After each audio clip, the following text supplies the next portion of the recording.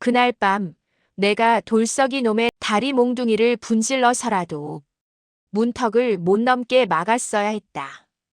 지금 생각해보면 다 늙어 빠진 내 인생이 그토록 기구하게 꼬여버린 건 순전히 그 순간의 잘못된 선택 때문이었다. 70평생 남부러울 것 없이 살았지만 내 속은 썩어 문드러진 지 오래였다. 대를 이을 장손 녀석은 허구한 날 기생집이나 들락거리고 마누라는 자나 깨나 그 못난 놈 감싸기만 바쁘니 이 넓은 99칸 기와집이 내게는 그저 차가운 무덤 같았다. 장대비가 억수같이 쏟아지던 밤이었다. 사랑방에 앉아 속이 타들어가는 심정으로 곰방대만 뻑뻑 피워대는데 쾅 하고 살인문 부서지는 소리가 났다. 곧이어 둘째 머슴 돌석이가 비에 쫄딱 젖은 물쥐꼬를 하고 들이닥쳤다. 놈의 품에는 흙투성이가 된 강보 하나가 들려 있었다. 나으리, 제발 살려주십시오. 산길 옆 도랑의 이 녀석이. 돌석이는 바들바들 떨며 강보를 내밀었다. 들춰보니 탯줄도 제대로 못 끄는 핏덩이였다. 웬 재수없는 물건을 들였냐고 호통을 치려는데 이상하게 입이 떨어지질 않았다. 흔들리는 촛불에 비친 그 아기의 눈동자 때문이었다. 갓 태어난 놈의 눈빛이 어찌 그리 깊고 서늘할 수 있었을까. 마치 칠흑 같은 우물 속처럼 내 추악한 속내를 훤히 꿰뚫어 보는 것만 같았다. 심장이 쿵 하고 내려앉는 기분이었다. 이 야밤에 무슨 사단이냐? 안방마님이 버선발로 뛰어나왔다. 마누라는 아기를 보자마자 기겁을 했다. 당장 내다버려. 어디서 근본도 없는 것을. 악을 쓰는데 내 귀엔 그 소리가 하나도 들리지 않았다. 오직 내 품에 안긴 이 핏덩이의 가쁜 숨소리만 들렸다. 묘한 일이었다. 평생 느껴본 적 없는 뜨거운 무언가가 가슴 밑바닥에서 치고 올라왔다. 그런데 그때였다. 강보 밖으로 빠져나온 아기의 조망만한 손이 내 옷자락을 덥석 쥐었다. 단순한 몸짓이 아니었다. 그 힘이 어찌나 센지 명주 옷고름이 투두둑 뜯겨나갈 정도였다. 놀라서 아기 얼굴을 다시 내려다본 나는 그 자리에서 얼어붙고 말았다. 놈이. 그 갓난쟁이가 입꼬리를 비틀어 올리며 나를 보고 씩 웃고 있는 게 아닌가. 그건 절대 갓난아기의 웃음이 아니었다. 미쳤어. 노망이 나도 단단히 났지. 마누라는 고래고래 악을 쓰며 문을 쾅 닫고 나가버렸다. 방 안에는 위태롭게 흔들리는 촛불 하나와 늙은 나 그리고 내 무릎 위에서 새근거리는 핏덩이만 남았다. 내가 헛것을 본 게지. 갓난쟁이가 웃을 리가 있나. 나는 애써 마음을 다잡으며 아이의 얼굴을 들여다보았다. 녀석은 언제 그랬냐는 듯 천사 같은 얼굴로 잠들어 있었다. 젖동량이라도 보내려면 돌석이를 다시 불러야 하나 고민하던 찰나였다. 우당탕. 사랑방 문이 뜯겨나갈 듯 열리더니 술 냄새를 진동시키며 내 아들놈 만석이가 들어왔다. 아버님, 돈 좀 내놓으십시오. 오늘 투전판에서 잃은 돈만 메꾸면 대박이. 녀석은 몸도 제대로 가누지 못할 만큼 취해 있었다.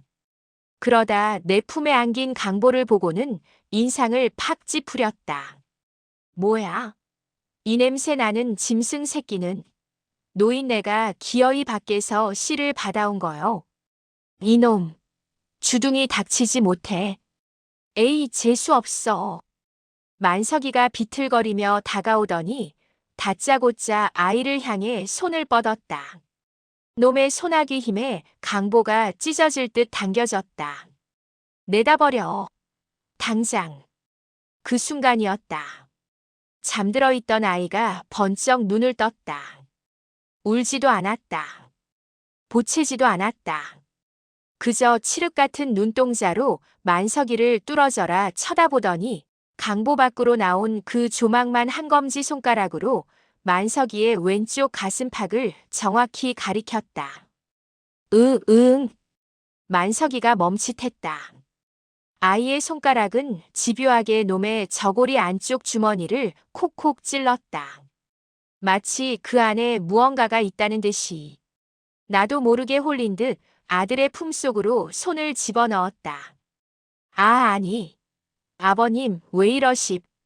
놈이 기겁하며 뒤로 물러나려 했지만 내 손끝에 이미 빳빳한 종이 뭉치가 잡혔다. 꺼내보니 그것은 지난달 장롱 깊숙한 곳에서 사라졌던 내 알짜배기 논문서였다. 이 도둑놈의 새끼가. 내 손이 허공을 갈라 놈의 뺨을 후려쳤다. 짝. 아이고. 사람 죽네. 만석이는 뺨을 감싸 쥐고 도망치듯 방을 빠져나갔다. 놈이 나가자마자 정적이 감돌았다. 나는 떨리는 손으로 딱 문서를 쥐고 다시 아이를 내려다보았다. 우연이었을까? 아니면 이 핏덩이가 놈의 품에 딱 문서가 있다는 걸 알고 있었단 말인가? 등골이 오싹해졌다. 나는 젖은 강보라도 갈아입혀야겠다는 생각에 아이를 감싸고 있던 헌 옷가지들을 풀어헤쳤다. 흙탕물에 젖은 겉사계를 벗겨내자 아이의 베넷 저고리 안쪽에서 무언가가 툭 하고 바닥으로 떨어졌다. 그것은 돌석이가 미처 보지 못한 비단으로 감싼 작은 놀이개였다. 그런데 그 놀이개를 집어든 순간 내 심장이 멎는 것만 같았다. 촛불에 비친 놀이개에는 금실로 수놓아진 삼조고 다리 셋 달린 까마귀 문양이 선명하게 박혀 있었다. 이건 영모로 몰려 멸문지화를 당한 강대감 댁의 문장이 아닌가. 어제 차명을 당해 목이 걸린 그 집안의 핏줄이 왜 내 집에 들어와 있단 말인가. 그때 대문 밖에서 횃불 그림자가 일렁이며 거칠게 문을 두드리는 소리가 들려왔다. 문 열어라. 의금부에서 나왔다. 역적의 잔당이 이 근처로 숨어들었다는 첩보가 있다. 제3화 도포자락 밑에서 숨죽인 역적의 씨앗. 이놈들이 감히 어디라고 행패냐. 여기가 네 집인 줄 알고. 나는 벼락 같은 호통을 치며 떨리는 손을 옷자락 속에 감췄다. 대문을 부수고 들어온 의금부 군관들이 흑발로 사랑방까지 밀고 들어왔다. 비릿한 쇠 냄새와 빗물 냄새가 코를 찔렀다. 어명이다. 역적 강가놈의 핏줄이 이 근방으로 스며들었다는 제보가 있다. 집안을 샅샅이 뒤져라. 군관의 눈빛이 매서웠다. 나는 등골에 식은땀이 흘렀지만 태어난 척 서한 책상 앞에 앉아 책을 읽는 신용을 했다. 아기는 어디 있냐고. 찰나의 순간이었다. 군관들이 들이닥치기 직전 이 핏덩이가 내 넓은 도포 자락 밑으로 기어들어왔다. 내가 억지로 숨긴 게 아니었다. 녀석이 마치 살길을 아는 영물처럼 제 발로 내 가부좌튼 다리 사이 그 깊고 어두운 도포 속으로 파고든 것이다. 제발, 제발 울지 마라. 울면 우리 다 죽는다. 나는 책장을 넘기는 손에 힘을 주며 속으로 천지신명께 빌고 또 빌었다. 나으리 장롱과 뒤주는 비었습니다. 병졸들이 방 안을 쑥대밭으로 만들었다. 하지만 대장으로 보이는 군관놈은 내게서 시선을 거두지 않았다. 놈이 저벅저벅 내 코앞까지 걸어왔다. 영감, 안색이 창백하십니다. 뭐 캥기는 거라도 있으시오. 놈의 칼자루 끝이 내 도포 자락을 툭 건드렸다. 내 허벅지 위에서 아기의 심장 박동이 쿵, 쿵 하고 느껴졌다. 놈의 칼끝이 닿은 곳에서 불과 한 뼘 거리였다. 아기가 놀라 발버둥이라도 치면 끝장이다. 그런데 기이했다. 내 도포 밑에 숨은 녀석은 숨소리조차 내지 않았다. 아니, 내 살을 파고들듯이 꽉 움켜쥐고 있던 그 작은 소나기 힘마저 풀고 마치 죽은 듯이 굳어 있었다. 갓난쟁이가 살기를 감지하고 숨을 참다니. 이게 가당키나 한 일인가? 무례하구나. 내 아들이 비록 못나서 노름판을 전전하나 내 집안은 대대로 충신 가문이다. 내 놈이 감히 내 앞에서 칼춤을 춰? 내가 짐짓대노하며 벼루를 들어 바닥에 내리찍으려 했다. 그 기세에 군관이 칫하고 혀를 차며 한 발 물러섰다. 알겠습니다. 실례했습니다. 가자. 뒷간이랑 헛간도 쑤셔봐. 우르르 놈들이 밖으로 빠져나갔다. 발소리가 멀어질 때까지 나는 숨도 제대로 쉬지 못했다. 잠시 후 정적이 찾아오자 나는 떨리는 손으로 도포 자락을 들쳤다. 아가, 살아있느냐? 혹시나 숨이 막혀 죽은 건 아닐까 걱정했다. 그런데 도포를 걷어낸 나는 털썩 주저앉고 말았다. 아이는 멀쩡했다. 아니, 멀쩡한 정도가 아니었다. 녀석은 내 도포 자락 밑에서 바닥에 떨어진 내 붓을 고사리 같은 손으로 꽉 쥐고 있었다.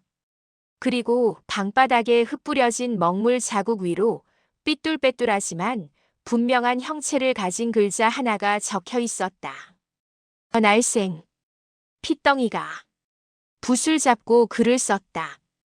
나는 떨리는 손으로 바닥에 쓴 붓글씨를 치맛자락으로 벅벅 문질러 지웠다. 갓난쟁이가 쓴 생. 이 한 글자가 내 심장에 대모처럼 박혔다. 그래, 살자. 내가 살려고 내게 왔으니 나도 너를 살려보마. 이 아이는 범상치 않았다. 역적의 씨앗이든 하늘이 내린 길이 나든 상관없었다. 평생 무능한 아들놈 뒷바라지하느라 허송세월한 내 인생에 마지막으로 찾아온 기회라는 직감이 들었다. 나는 재빨리 금실로 수놓인 삼조고 놀이개를 방바닥 구석 장판을 들추고 깊숙이 숨겼다. 그리고 아이를 내 품에 단단히 안았다. 녀석의 체온이 늙은 내 가슴을 데웠다. 배고프지? 조금만 참거라. 내 곧 젖동량을 해올 테니. 그때였다. 드르륵. 방문이 다시 열렸다. 이번엔 마누라도 의금부 군관도 아니었다. 아까 쫓겨났던 내 아들놈 만석이었다. 그런데 놈의 눈빛이 달라져 있었다. 술 기운은 온데간데 없고 독사와 같은 탐욕만이 번들거렸다. 아버님. 놈이 비릿한 웃음을 흘리며 방 안으로 들어와 털썩 주저앉았다. 너 이놈, 여기가 어디라고 다시 기어들어오느냐? 당장 나가지 못해. 진정하시지요. 제가 아주 재미있는 걸 봐서 말입니다. 만석이가 품에서 꼬깃꼬깃한 종이 한 장을 꺼내 흔들었다. 관아에 붙어있던 수배 전단지였다. 방금 의금부 놈들이 흘리고 간 걸 주었지 뭡니까? 여기 보니 역적 강대감의 갓난 막내 아들을 신고하면 포상금이 어마어마하더군요. 그리고 놈이 몸을 앞으로 기울이며 목소리를 낮췄다. 아까 제가 아버님 품을 뒤질 때 봤습니다. 그 핏덩이 베넷 저고리 속에 있던 거. 다리 셋 달린 까마귀가 그려진 놀이개 말입니다. 심장이 쿵 하고 내려앉았다. 이 망할 놈이 술에 취해서도 돈 냄새 하나는 기가 막히게 맡는구나. 네, 내 놈이 잘못 본 게다. 헛소리 말고 썩 꺼져. 에이, 아버님도 참. 저를 속이려 드십니까? 자, 선택하시지요. 만석이가 손바닥을 내밀었다. 이 집문서와 전단문서 제게 다 넘기십시오. 그럼 제 입을 다물겠습니다. 싫으시면 지금 당장 포도청으로 달려가서 우리 아버지가 역적을 숨겨주고 있다고 고변하겠습니다. 피가 거꾸로 솟았다. 자식이 아비를 협박해. 그것도 역적 모의 죄를 뒤집어 씌워서. 이게 사람이 할 짓인가. 에이, 이 천하의 페류나 놈이. 내가 벌떡 일어나려는데 만석이가 잽싸게 내 품에 안긴 아이의 다리를 낚아챘다. 아니면 이놈을 넘기시든가. 내 손으로 관아에 넘겨서 포상금이나 챙기게. 안 된다. 이건 알아. 우리는 핏덩이 하나를 사이에 두고 줄다리기를 했다. 아이의 자지러지는 울음소리가 방 안을 가득 채웠다. 내 소나기 힘이 점점 빠져나갔다. 젊은 놈의 힘을 당해낼 재간이 없었다. 아이가 만석이의 손으로 넘어가는 찰나였다. 울어대던 아이가 갑자기 뚝 하고 울음을 그쳤다. 그리고 만석이의 팔을 잡더니 입을 쩍 벌려 놈의 손목 동맥을 이는 힘껏 물어뜯어버렸다. 잇몸뿐인 줄 알았는데 어느새 도단한 날카로운 전이 두 개가 살을 파고들었다. 아, 이 악귀 같은 새끼가. 만석이가 비명을 지르며 아이를 바닥에 내동댕이 치려 했다. 나는 본능적으로 몸을 날려 아이를 받아냈다. 동시에 내 머리맡에 있던 묵직한 녹그릇 요강이 눈에 들어왔다. 나는 더 생각할 겨를도 없이 요강을 들어 아들놈의 뒤통수를 향해 내리찍었다. 벅, 벅. 외마디 비명과 함께 만석이가 고꾸라졌다. 녹그릇 요강에 정수리를 맞은 놈의 머리에서 검붉은 피가 배어나와 장판을 적셨다. 놈은 눈을 뒤집고 거품을 물더니 이내 축 늘어졌다. 나는 덜덜 떨리는 손으로 요강을 떨어뜨렸다. 땡그랑. 쇠 구르는 소리가 유난히 크게 울렸다. 내가 내 손으로 아들을 쳤어. 아무리 페류나라 해도 내 핏줄이었다. 다리에 힘이 풀려 주저앉으려는데 품에 안긴 아기가 내 멱살을 꽉 움켜쥐고 흔들었다. 정신 차리라는 듯이. 녀석은 기절한 만석이를 한번 쓱 보더니 고개를 돌려 서한 책상 위를 손가락으로 가리켰다. 그곳에는 내 인장 도장함이 놓여 있었다. 도장. 그래, 딱 문서가 있어도 도장이 없으면 휴지 조각이지. 나는 홀린 듯 인장함을 챙기고 장롱 깊숙한 곳에 숨겨둔 엽전 꾸러미를 챙겼다. 이 집을 떠나야 했다. 만석이가 깨어나면 나는 아들을 죽이려 한 아비이자 역적을 숨겨준 죄인이 되어 포승줄에 묶일 것이 뻔했다. 영감, 무슨 일이에요? 만석이 목소리가 들린 것 같은데. 방문 밖에서 마누라의 목소리가 들려왔다. 문고리를 잡고 흔드는 소리가 다급했다. 오지 마시오. 이놈이 술주정을 부려 훈계 중이오. 썩 물러가오. 나는 짐짓 호통을 치며 서둘러 뒷창문을 열었다. 억수같이 쏟아지는 장대비가 방 안으로 들이쳤다. 나는 아기를 헌 옷가지로 꽁꽁 싸매 내 등에 엎고 끈을 단단히 묶었다. 아가, 꽉 잡아라. 떨어지면 죽는다. 내 등 뒤에서 녀석의 작은 손이 내 목을 야무지게 감아왔다. 나는 70노구의 담을 넘고 가시덤불이 우거진 뒷산 대나무 숲으로 도망쳤다. 헉, 헉. 얼마나 뛰었을까. 숨이 턱끝까지 차오르고 집시는 진흙탕에 벗겨진 지 오래였다. 차가운 비가 뼛속까지 시리게 했다. 산 중턱에 이르러 뒤를 돌아보니 저 아래 내 기와집 마당에 수십 개의 횃불이 어지럽게 춤을 추고 있었다. 잡아라. 아버지가 날 죽이려 했다. 저 늙은이가 역적의 씨를 안고 튀었다. 깨어난 만석이 놈의 악에 바친 고함 소리가 빗소리를 뚫고 들려왔다. 이제 나는 꼼짝없이 쫓기는 신세가 된 것이다. 어디로 가야 한단 말인가. 이 빗속에 갈 곳이라곤. 그때였다. 내 등에 엎인 아기가 내 오른쪽 귀를 잡아당겼다. 고개를 돌려보니 녀석이 칠흑 같은 어둠 속 산빛 아래 한쪽 방향을 뚫어져라 응시하고 있었다. 그곳은 사람이 다니지 않는 험한 절벽길이었다. 저리로 가라고. 저긴 낭떠러지야. 하지만 아기는 내 귀를 더 세게 잡아당기며 채근했다. 에라 모르겠다. 이판사판이다. 나는 녀석이 이끄는 대로 가시덤불을 헤치고 절벽 쪽으로 기어갔다. 그런데 숲을 빠져나와 절벽 입구에 다다른 순간 어둠 속에서 누군가가 불쑥 튀어나와 내 앞을 가로막았다. 번쩍. 천둥이 치며 놈의 얼굴이 드러났다. 낯을 든 사내. 바로 이 아기를 처음 주워왔던 둘째 머슴 돌석이었다. 나으리.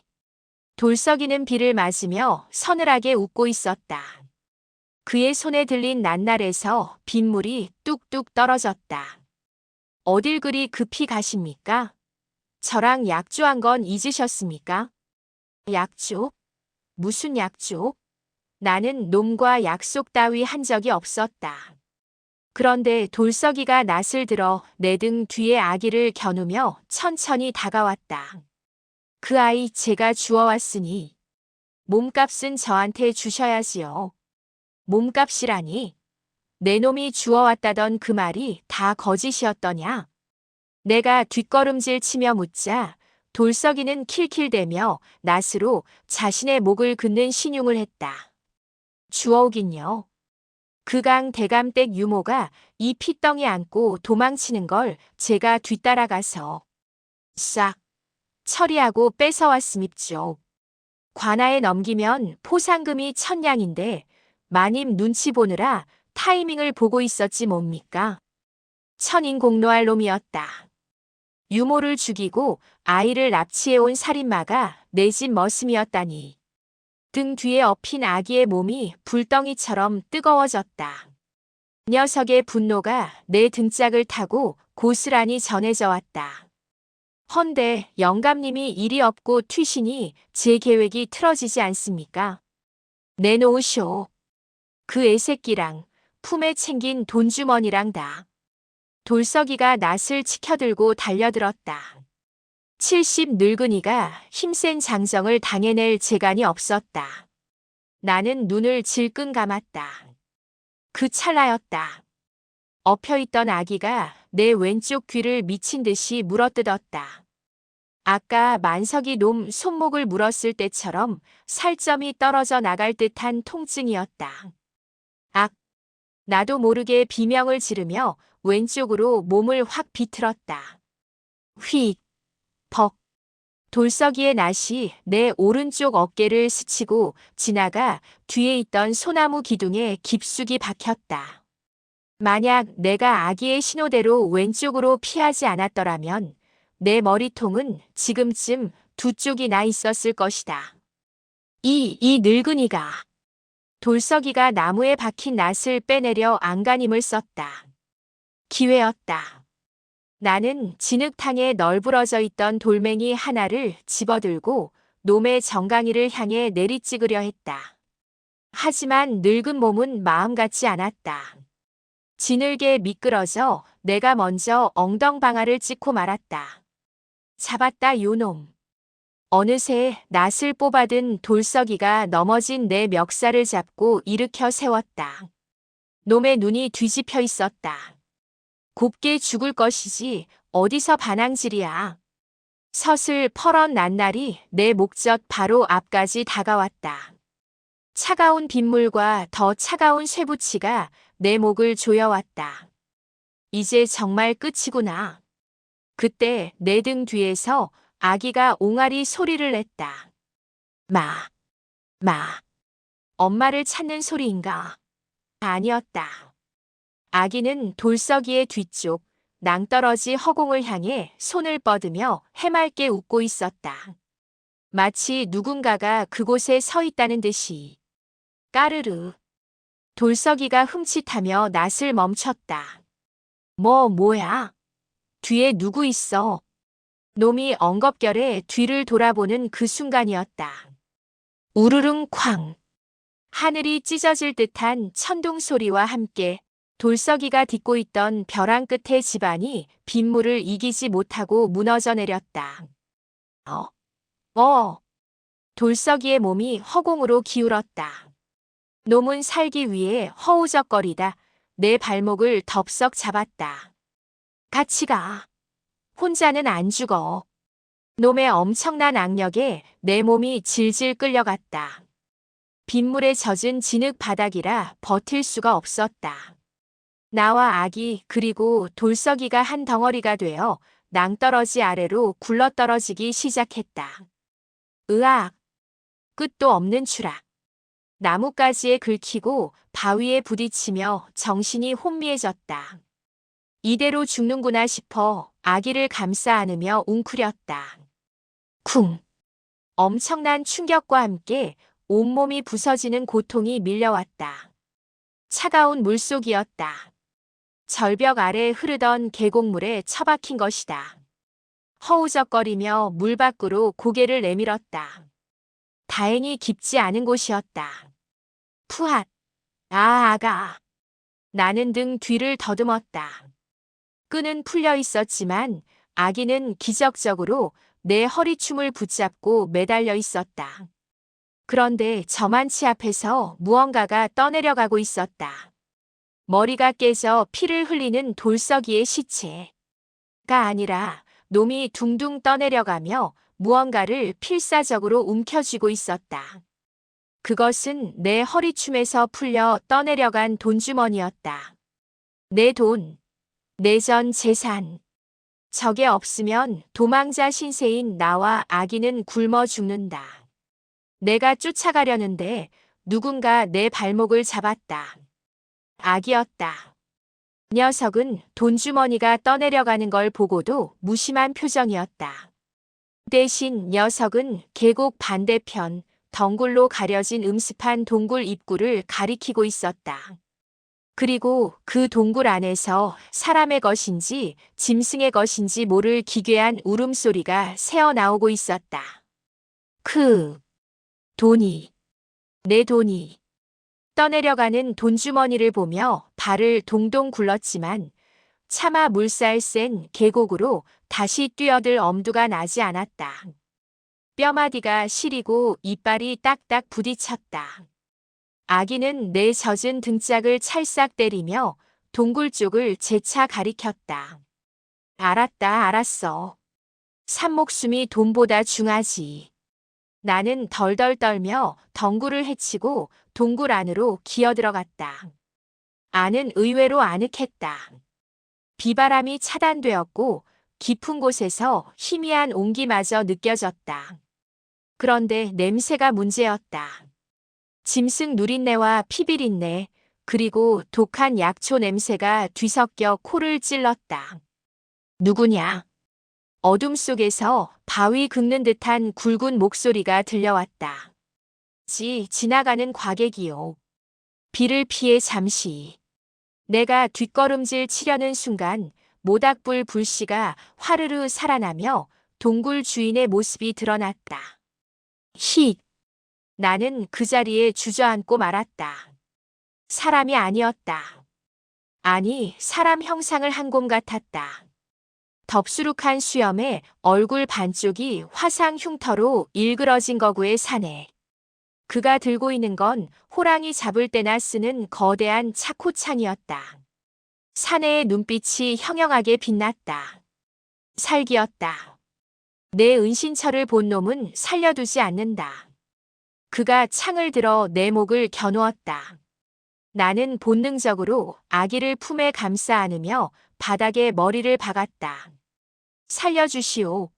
나는 늙어서 죽어도 좋으나 이 핏덩이는 죄가 없소. 핏덩이. 사내가 멈칫했다. 그가 창끝을 내리고 성큼성큼 다가왔다. 거대한 그림자가 우리를 덮쳤다. 사내가 투박한 손으로 내 품의 강보를 거칠게 들쳤다. 나는 아기가 울음을 터뜨릴까봐 조마조마했다. 저런 험상궂은 얼굴을 보면 기절하는 게 정상 아닌가. 헌데 이 기묘한 아기 녀석은 울기는커녕 그 흉측한 사내의 얼굴을 빤히 올려다보더니 방긋 웃는 게 아닌가. 그리고 고사리 같은 손을 뻗어 사내에 일그러진 화상 흉터를 어루만지려 했다. 순간 사내의 눈동자가 지진 난 듯 흔들렸다. 이 눈매. 그리고 이 점. 사내가 창을 털썩 떨어뜨렸다. 쨍그랑. 쇠창이 바닥을 구르는 소리가 동굴을 울렸다. 설마. 강 대감님의 사내의 험상궂은 얼굴이 순식간에 일그러지며 눈물이 뚝뚝 떨어졌다. 그는 털썩 무릎을 꿇더니 내 품에 안긴 아기의 발을 잡고 오열하기 시작했다. 아기씨, 살아계셨군요. 이 못난 놈이 대감님을 지키지 못하고 도망쳐 숨어 살았는데 알고 보니 이자는 역적으로 몰려 죽은 강대감의 호위무사 철곤이었다. 화재 속에서 대감을 구하려다 얼굴을 다치고 죄책감에 산속으로 숨어든 것이었다. 하늘이 도우셨소. 자, 어서 우릴 좀 숨겨주시오.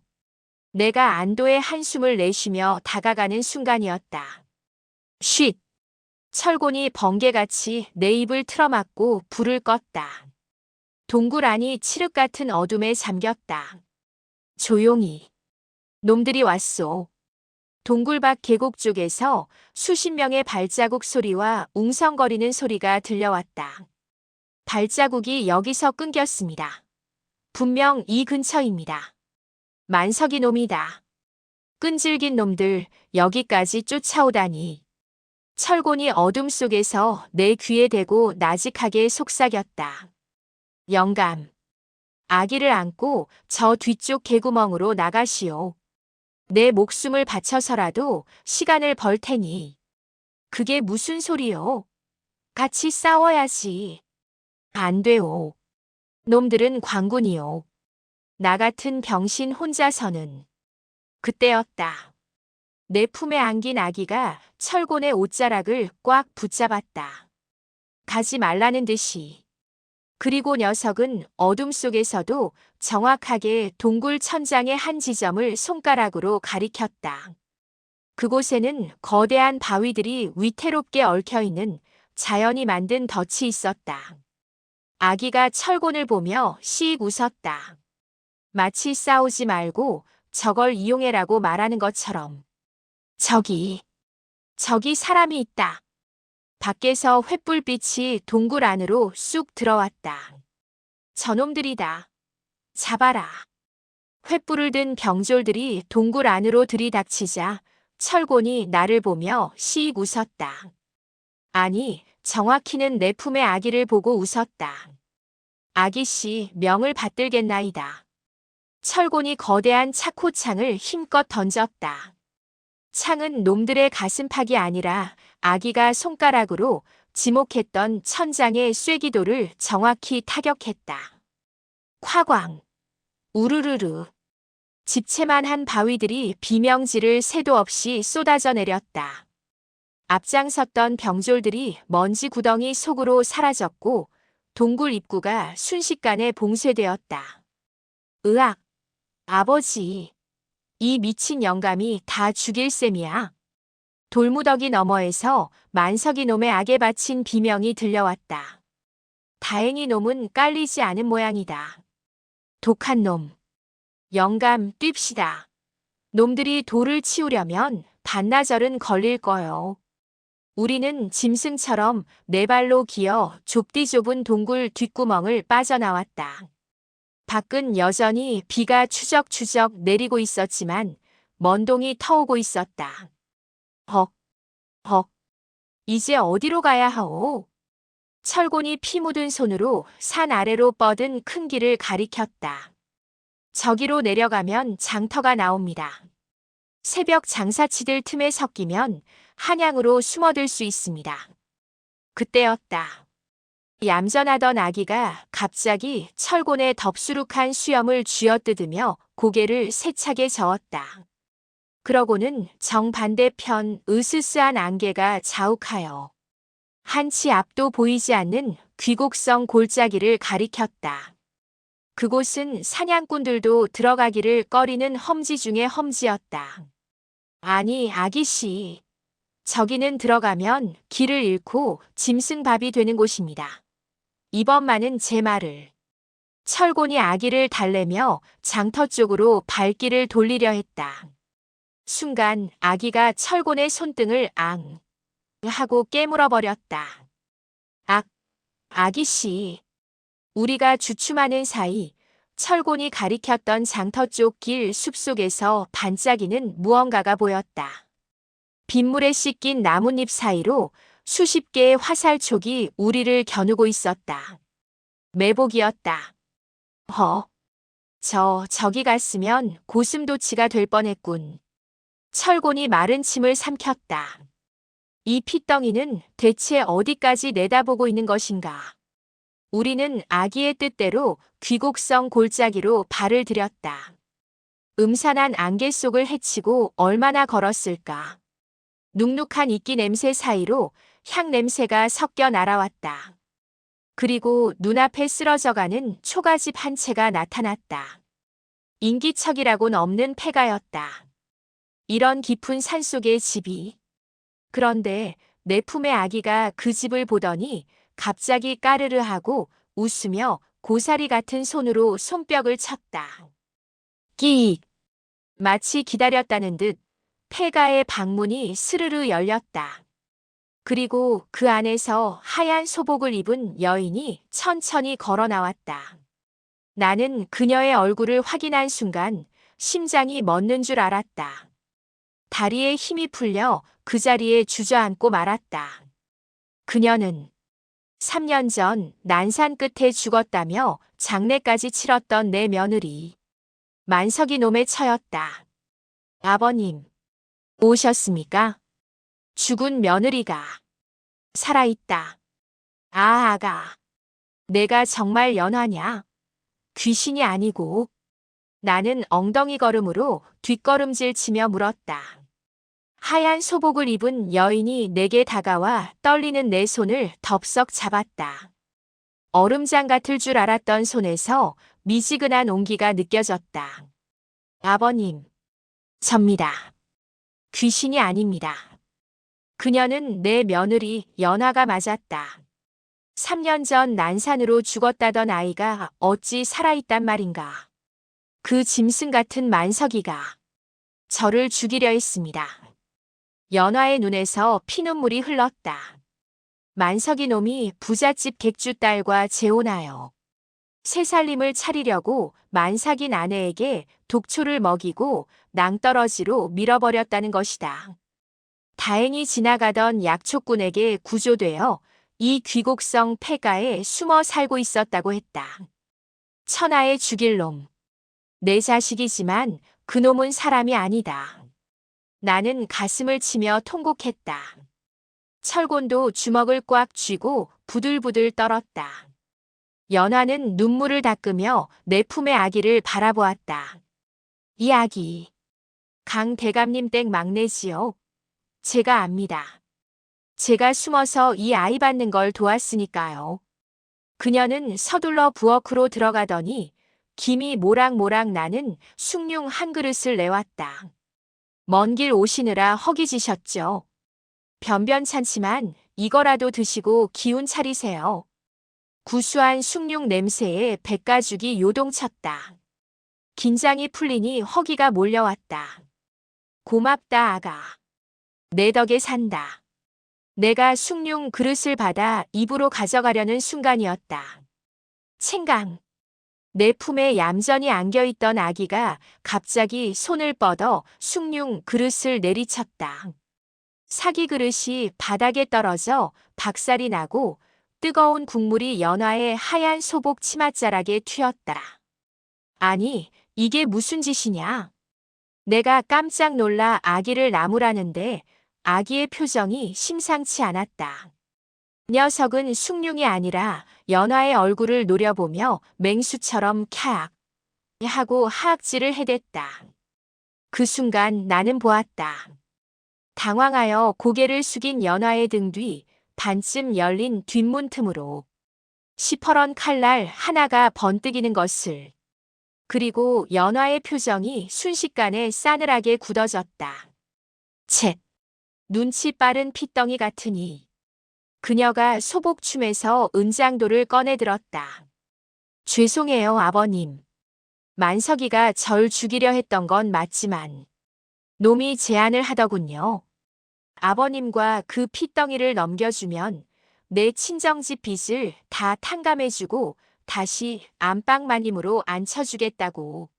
함정이었다. 며느리의 원함보다 당장 먹고 살아야 하는 현실의 욕망이 더 컸던 것이다. 아까 숭늉에는 몽롱해지는 약초가 타져 있었으리라. 네, 내년이 감히. 철곤이 창을 들어 올리려 했지만 이미 늦었다. 쾅! 방문이 박살나며 만석이 놈과 무례배들이 들이닥쳤다. 하하! 잘했다, 연화야. 역시 내 마누라답군. 만석이가 킬킬대며 들어왔다. 앞문에는 만석이, 뒷문에는 칼든 며느리. 도간에 든 쥐 신세였다. 자, 이제 그 핏덩이랑 돈주머니 내놓으시죠. 만석이가 다가왔다.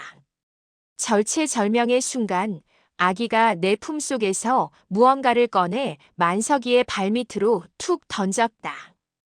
그것은 아까 내가 챙겨왔던 인장도장함이었다. 그런데 뚜껑이 열려 있었다. 응? 도장이잖아. 이걸 순순히 준다고? 만석이가 의아해하며 도장을 주우려 허리를 숙였다. 그때 아기가 내 귓가에 대고 후 하고 바람을 불었다. 그건 촛불을 끄라는 신호였다. 나는 놈이 허리를 숙인 그 찰나의 틈을 타 밥상 위에 놓인 호롱불을 향해 힘껏 입김을 불었다. 후! 방 안이 일순간 칠흑 같은 어둠에 잠겼다. 으악! 뭐야? 불 켜. 어둠 속에서 아기가 내 손을 잡아 끌었다. 방바닥의 특정 지점, 구들장 하나가 들썩거리고 있었다. 어디 갔어? 불 켜. 당장 불 켜. 어둠 속에서 만석이 놈이 고래고래 소리를 질렀다. 놈들이 우왕좌왕하는 사이 나는 아기가 이끄는 대로 들썩거리는 구들장을 힘껏 들어 올렸다. 후끈한 열기와 매캐한 그을음 냄새가 확 풍겨왔다. 아궁이와 연결된 바닥 및 난방 통로, 고래 구멍이었다. 철곤아, 이쪽이다. 나는 아기를 품에 안고 시커먼 구멍 속으로 몸을 던졌다.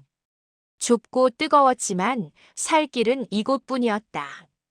철곤이 거구를 구겨 넣으며 뒤따라 들어왔고 그가 구들장을 다시 덮는 순간 위에서 쿵 하고 놈들의 발소리가 들렸다. 바닥이다. 바닥으로 꺼졌어. 놈들의 칼날이 구들장 틈새를 푹푹 찔러댔다. 서슬 퍼런 칼끝이 내 코앞을 스치고 지나갔다. 기어. 죽으림을 다해 기어가시오. 우리는 쥐새끼처럼 엎드려 굴뚝 쪽을 향해 필사적으로 기었다. 온몸이 수검댕이가 되고 무릎이 까져 피가 났지만 멈출 수 없었다. 겨우 굴뚝 틈새를 비집고 밖으로 머리를 내밀었을 때였다. 나와라. 안 나오면 다 구워버리겠다.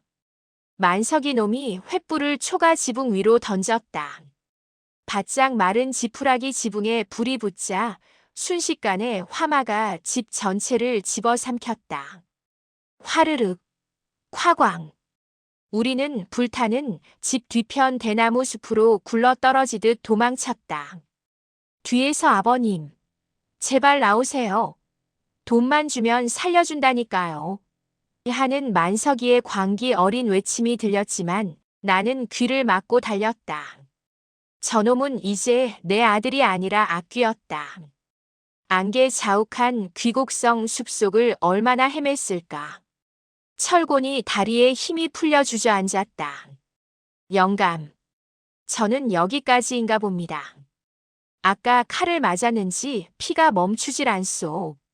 철곤의 옆구리에서 검붉은 피가 콸콸 쏟아지고 있었다. 아까 며느리 연화년이 휘두른 은장도에 당한 모양이었다. 이보게. 정신 차리게. 자네가 없으면 우린 다 죽어. 내가 울먹이며 철곤을 흔들었다. 그때 내 품에 안긴 아기가 칭얼대지도 않고 철곤의 상처 부위를 빤히 쳐다보았다. 그러더니 숲속 어딘가를 가리키며 손을 흔들었다. 딸랑, 딸랑. 안개 속에서 기이한 방울 소리가 들려왔다. 저기에.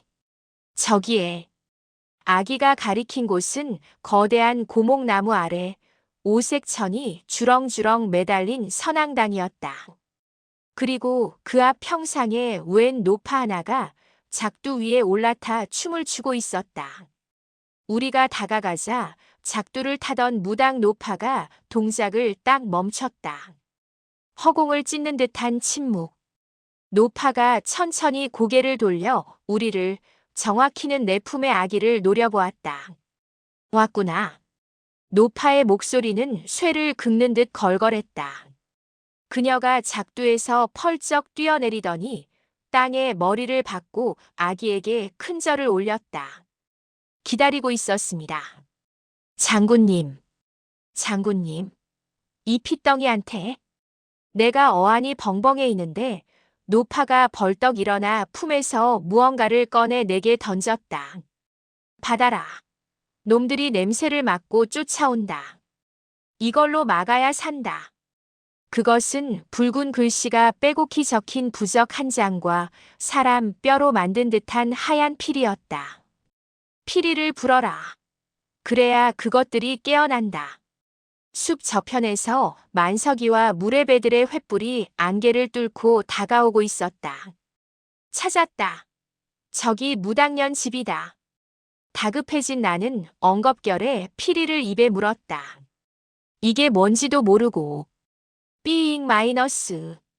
괴기스러운 피리 소리가 귀곡성 골짜기에 울려 퍼졌다.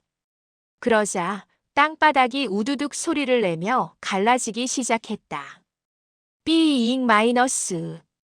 피리 소리가 골짜기를 찢자 땅이 뒤집히는 소리가 났다. 두두두두. 나는 땅 속에서 악귀라도 나오는 줄 알고 눈을 질끈 감았다. 하지만 튀어나온 것은 귀신이 아니었다. 선앙당 고목나무 뿌리 근처 흙과 낙엽으로 위장되어 있던 수십 개의 땅굴 뚜껑이 열리며 시커먼 짐승들이 쏟아져 나왔다. 늑대? 아니었다. 늑대보다 거대하고 호랑이보다 날렵한 산속에서 야생화된 들개 무리였다. 눈이 시뻘건 짐승 수십 마리가 안개를 뚫고 만석이 놈들을 덮쳤다. 으악! 이게 뭐야? 사람 살려. 크르릉. 캉. 아비규환이었다. 짐승들은 정확하게 칼을 든 놈들의 팔뚝과 종아리만 물어뜯었다. 무당 노파가 평생을 바쳐 훈련시킨 선앙당의 파수꾼들이었다. 이거나. 저리 가. 만석이 놈은 제 부하를 방패막이 삼아 밀어버리고는 혼비백산하여 뒤도 안 돌아보고 숲속으로 내달렸다. 두고 보자. 내 반드시 다시 와서 다 쓸어버릴 테다. 놈의 비겁한 뒷모습이 어둠 속으로 사라졌다. 개떼들이 놈들을 쫓아내고 돌아오자 무당 노파가 짐승들의 머리를 쓰다듬으며 거친 숨을 몰아쉬었다. 늦지 않게 불어 다행이다. 조금만 늦었어도 우린 저놈들 칼에 회쳐졌을 게야. 노파는 서둘러 피 흘리는 철곤에게 다가가 상처를 살폈다. 독이다. 다행히 급소는 피했으나 해독초를 쓰지 않으면 다리가 썩어 들어갈 게다. 노파가 치마폭에서 지식인 약초를 꺼내 철곤의 상처에 발랐다. 철곤이 고통에 신음하면서도 내 품의 아기를 걱정스런 눈으로 쳐다봤다. 아기 씨는 괜찮으십니까? 나는 아기를 내려다보았다. 녀석은 그 난리통에도 눈 하나 깜짝 않고 오히려 그 험상궂은 들개 우두머리의 콧등을 고사리 손으로 톡톡 치고 있었다. 맹수가 꼬리를 살랑거리며 아기 앞에 엎드렸다. 할멈. 대체 이 아기가 누구길래 장군이라 부르는 게요? 강대감 핏줄인 건 알겠으나. 내가 묻자 노파가 깊은 한숨을 내쉬며 밤하늘을 올려다보았다. 강대감의 씨앗. 천만에. 강대감은 그저 껍데기였을 뿐이야. 그게 무슨 소리요? 이 아이는 사가에서 태어났으나 하늘의 별이 점지한 왕제다. 3년 전 궁궐에 벼락이 치던 날 뒤바뀐 운명이지. 더 알려고 하지 마라. 아는 순간 내놈 목숨도 파리 목숨이 될 테니. 등골이 오싹했다. 역적의 자식이 아니라 더 엄청난 비밀을 품은 아이란 말인가. 그때였다. 어디선가 매캐한 냄새가 코를 찔렀다. 아까 초가집 탄 냄새와는 달랐다. 훨씬 더 독하고 광범위한 냄새였다. 콜록, 이게 무슨 냄새야? 바람의 방향이 바뀌었다. 산 아래쪽에서 뜨거운 열풍이 훅 하고 불어닥쳤다. 아기가 갑자기 내 옷깃을 잡아당기며 하늘을 가리켰다. 우리가 서 있는 선앙당 주변을 제외한 사방팔방의 숲이 시뻘건 화염에 휩싸여 있었다. 미친. 그 미친놈이. 철곤이 절규했다. 도망친 만석이 놈이 우리를 잡지 못할 바엔 차라리 다 태워 죽이겠다며 산 입구에 불을 지른 것이다. 가을 가뭄에 바싹 마른 숲은 순식간에 불바다가 되었다. 하하, 나오지 마라. 거기서 통구이가 되어 죽어라. 멀리서 확성기라도 된 듯 만석이의 광기 어린 웃음소리가 불길을 타고 넘어왔다. 큰일 났다. 퇴로가 막혔어. 무당 노파가 사색이 되어 소리쳤다. 불길은 맹렬한 기세로 선앙당을 향해 조여오고 있었다. 들개들이 불안한 듯 낑낑거리며 우왕좌왕했다. 앞은 불지옥, 뒤는 절벽. 도간에 든 쥐가 아니라 아궁이 속의 장작 신세가 되었다. 이제 정말 끝인가 싶어 주저앉으려는데 내 품의 아기가 또다시 기이한 행동을 했다. 녀석이 내 품에서 바둥거려 빠져나오더니 흙바닥에 기어다니는 개미떼를 손가락으로 가리켰다. 불길을 피해 줄지어 이동하는 수천 마리의 개미들. 녀석은 그 개미 행렬을 따라가라고 손짓했다. 그런데 개미들이 향하는 곳은 선앙당 마당 한가운데에 있는 오래된 우물이었다. 우물 속에 숨으라고. 거긴 막혀 있잖아. 말라버린 폐우물이었다. 하지만 아기는 우물 난간을 잡고 안으로 뛰어들려는 신용을 했다. 설마? 죽기 아니면 까무러치기다. 뛰어. 등 뒤에서 시뻘건 화염이 우리 머리카락을 태울 기세로 덮쳐왔다. 나는 눈을 질끈 감고 아기를 품에 꽉 안은 채 마른 우물 속으로 몸을 던졌다. 으악! 쿵! 쿵! 엉덩이와 어깨가 우물벽에 부딪히며 비명이 절로 나왔다. 다행히 바닥에는 썩은 낙엽과 진흙이 두껍게 깔려 있어 뼈가 부러지지는 않았다. 뒤이어 묵직한 소리와 함께 철곤과 무당 노파도 굴러떨어졌다. 콜록, 콜록, 영감 괜찮소? 내 엉덩이는 박살 난 것 같지만 아가는 무사하오. 우물 안은 비좁고 축축했다. 고개를 들어보니 우물 입구 위로 시뻘건 불길이 춤을 추며 지나가는 게 보였다. 매캐한 연기가 우물 안으로 쏟아져 들어오기 시작했다. 이러다 훈제구이가 되는 건 매한가지야. 숨을 못 쉬겠어. 철곤이 기침을 하며 괴로워했다.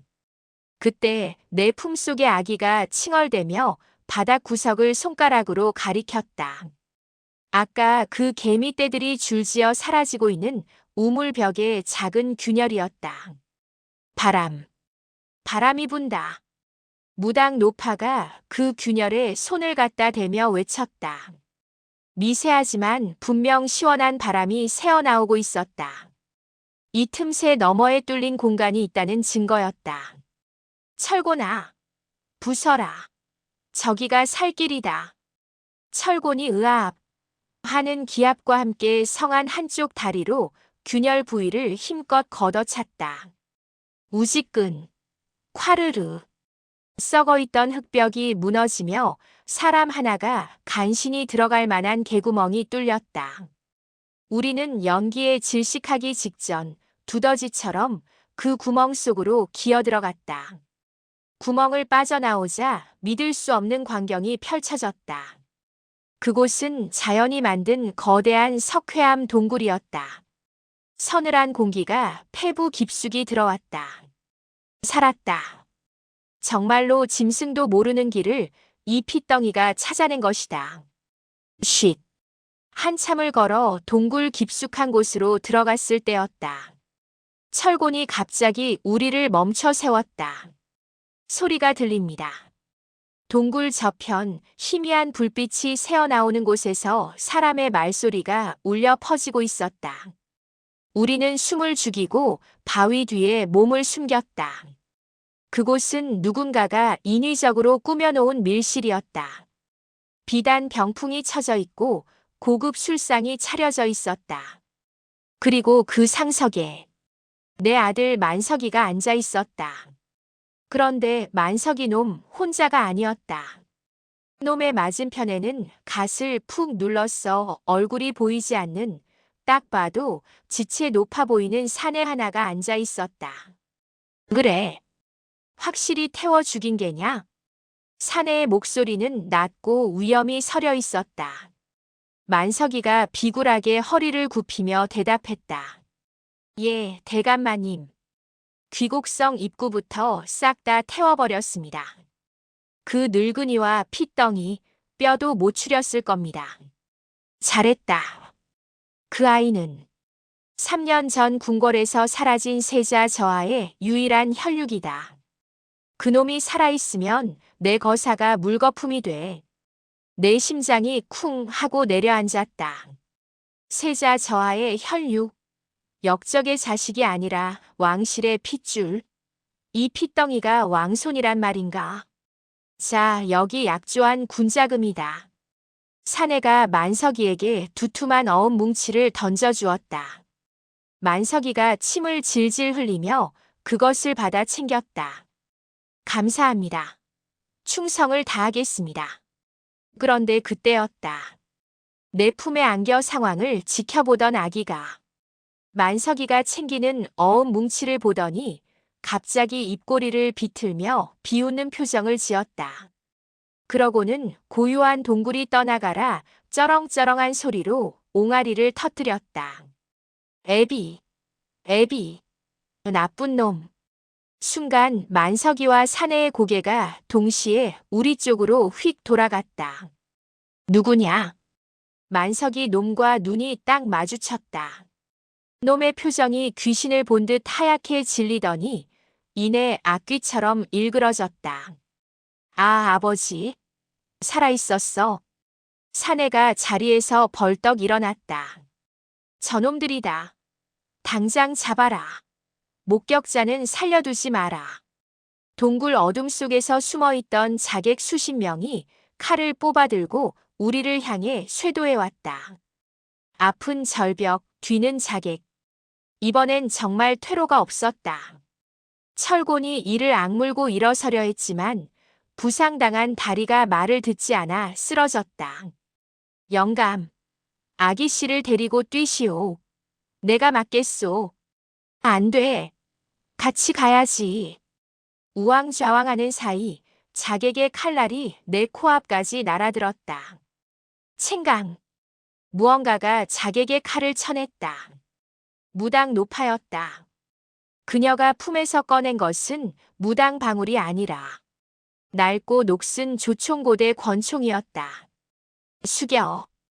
타악 마이너스. 타악 마이너스. 고막을 찢는 굉음과 함께 자객 하나의 어깨가 피로 물들며 나뒹굴었다. 동굴 안은 순식간에 화약 연기로 자욱해졌다. 뛰어. 탄알은 이거 한 발뿐이다. 무당 할멈이 연기나는 빈 조총을 자객들의 면상에 집어 던지며 소리쳤다. 우리는 젖먹던 힘을 다해 동굴 안쪽 물소리가 들리는 절벽 끝으로 내달렸다.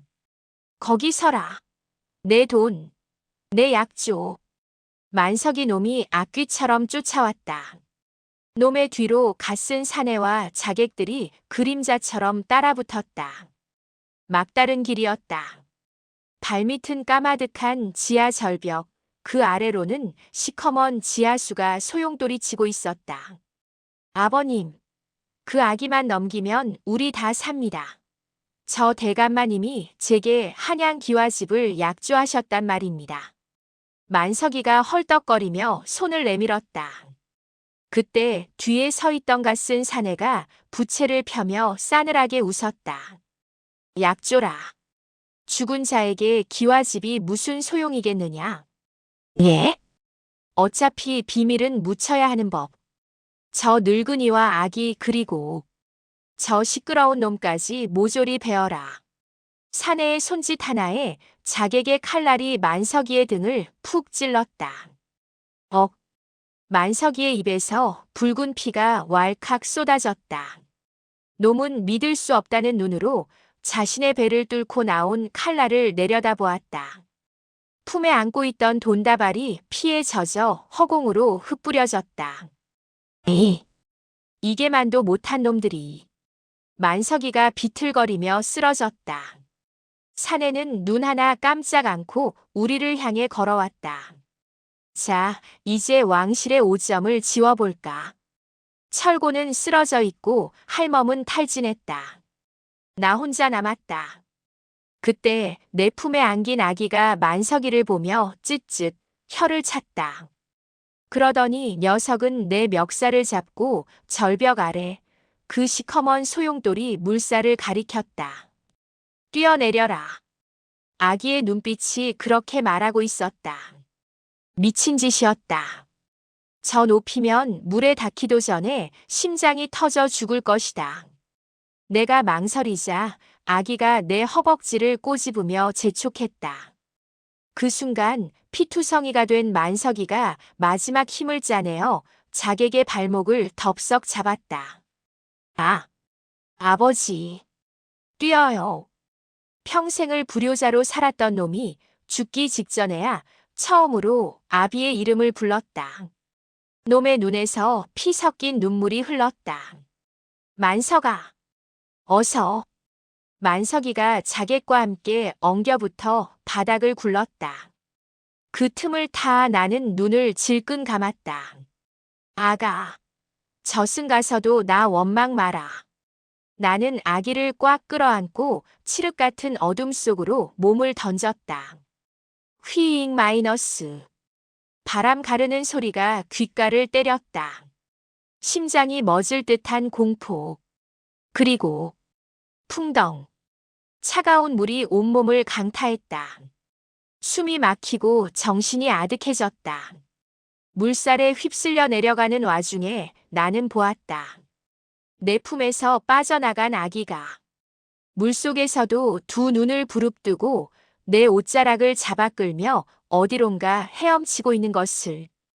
갓난쟁이가 물속에서 숨을 쉬고 있었다.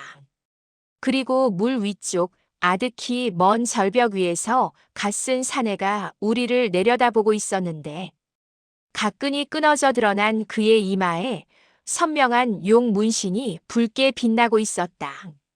저 저자는 쿨럭. 입안 가득 모래가 씹혔다. 폐에 찼던 물을 토해내며 눈을 떴다. 흐릿한 시야 사이로 눈부신 아침 햇살이 비쳐왔다. 살았나?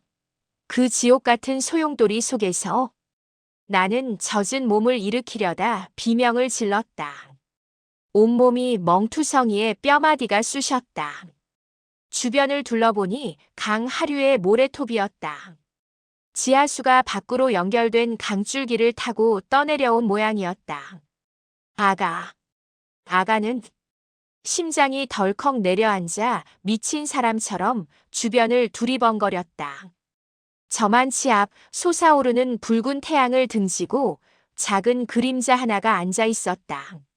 젖은 베넷 저고리를 입은 그 핏덩이.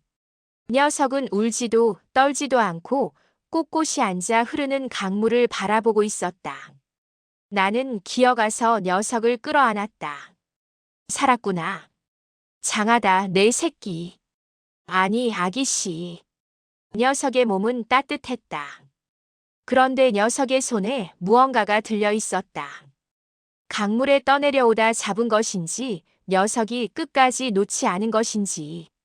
그것은 피에 젖은 엽전 한 잎이었다. 만석이. 내 아들놈이 마지막 순간 품고 있다가 흩뿌려진 그 돈. 으흐흐. 나는 그 엽전을 받아들고 오열했다. 평생을 동귀신으로 살다 폐륜을 저지른 놈이었지만 마지막 순간엔 제 아비를 살리고 갔다. 이 엽전 한 잎이 놈이 남긴 유일한 유산이자 뒤늦게 치른 효도였다. 한참을 울고 있는데 아기가 고사리 같은 손으로 내 눈물을 닦아주었다. 그리고 녀석은 자리에서 일어나더니 저 멀리 한양 도성 쪽을 손가락으로 가리켰다.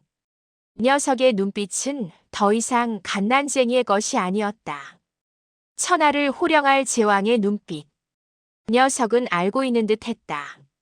자신을 죽이려던 자가 누구인지, 자신이 되찾아야 할 것이 무엇인지. 그 절벽 위에서 본 용 문신의 사내.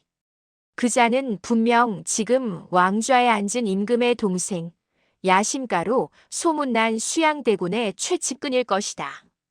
왕실의 적통인 이 아이를 없애고 영모를 꾸미려는 거대한 음모. 나는 덜덜 떨며 젖은 바닥에 무릎을 꿇었다. 그리고 핏덩이 앞에 머리를 조아렸다. 소인 최가. 남은 여생, 이 한 목숨 바쳐 아기씨를 보필하겠나이다. 바람이 불어와 녀석의 젖은 머리카락을 넘겼다. 아기가 씩 하고 웃었다. 그 웃음은 그래, 이제 시작이다라고 말하는 것 같았다. 우리는 일어섰다. 등 뒤에는 죽은 아들과 불탄 집, 그리고 무너진 과거가 있었다. 하지만 앞에는 새로운 해가 떠오르고 있었다. 나는 녀석을 등에 업었다. 묵직했다. 그것은 천하의 무게였다. 갑시다. 놈들이 방심하고 있을 때 우리는 가장 깊은 곳으로 숨어들어 힘을 키우는 겁니다. 나는 엽전 한 잎을 품에 깊이 넣었다. 만석아, 저승에서 지켜보거라. 내 아비가, 그리고 내가 살린 이 아이가 어떻게 세상을 뒤집는지. 발걸음을 떼는 내 등 뒤에서 녀석이 옹알이하듯 나직하게 중얼거렸다. 자. 그것은 거대한 전쟁의 서막을 알리는 첫 명령이었다.